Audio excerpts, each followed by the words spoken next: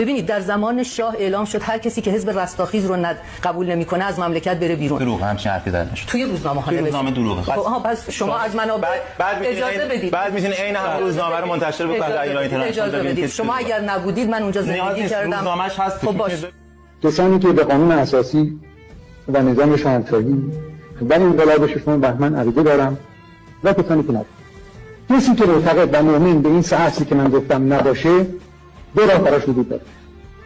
یا یک فردی متعلق به یک تشکیلات غیر قانونی اونجاش یا در زندان ایرانه، یا اگر بخواد فردا با کمال میل بدون اخذ حق عوارضی گذرنامه رو دستش میگذاریم و به هر جایی که دلش میخواد. اعدام گل سرخی هم دروغه، اعدام دانشیان دروغه، شکنجه های ساواک در زندان های اوین دروغه، درهای زندان شکسته شد، هزاران هزار زندانی شکنجه شده از زندان ها آزاد شدن دروغه.